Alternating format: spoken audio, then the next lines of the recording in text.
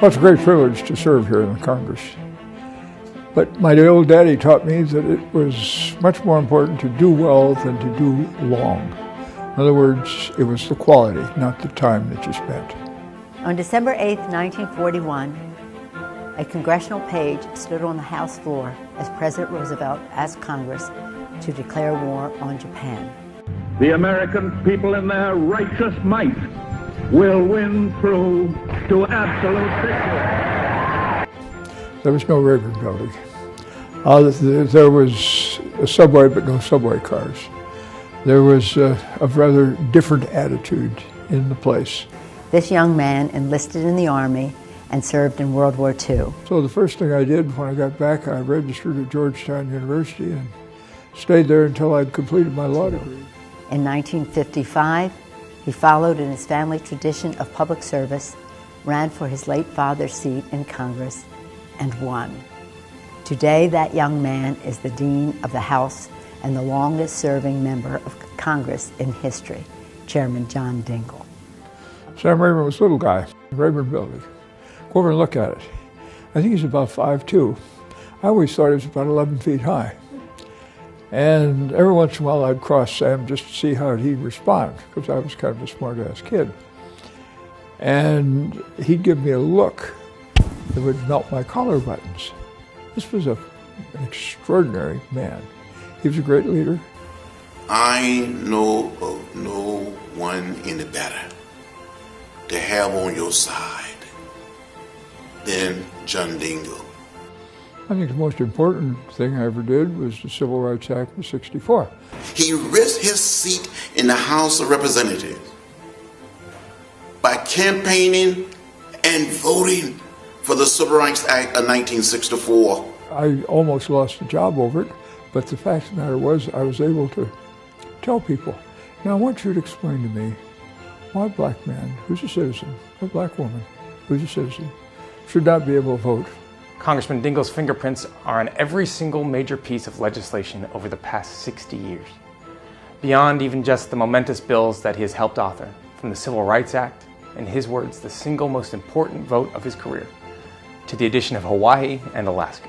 FDA modernization, Superfund, food safety, Medicare, the Clean Air Act, CHIP, the Safe Drinking Water Act, Indominus Fish Act, Endangered Species Act, National Environmental Policy Act. People who have been around here for a while, Democrats and Republicans, will tell you to a person about an experience they've had with the long arm of John Dingell.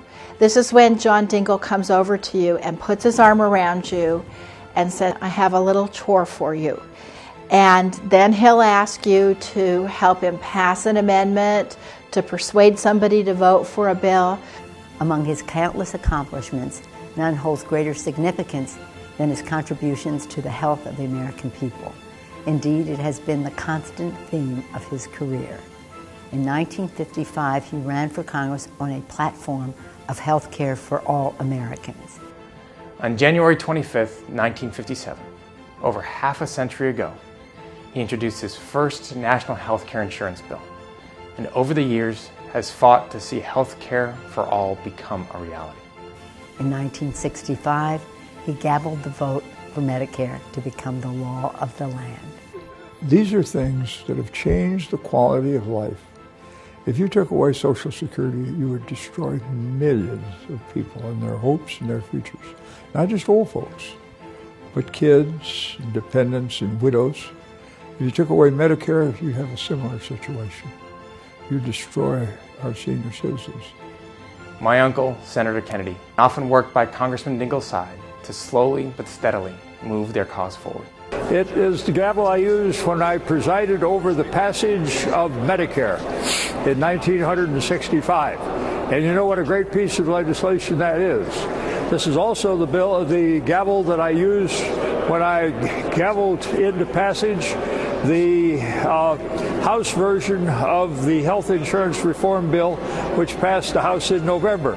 In 2010, after half a century of fighting for his cause, he sat by President Obama's side to see the Affordable Care Act signed into law. We recognize John Dingell as the longest-serving member of Congress in history.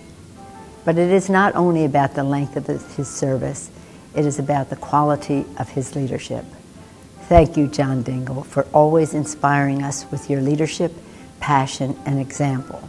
You have served our country in war, in peace, in Congress. The entire country owes you a debt of gratitude.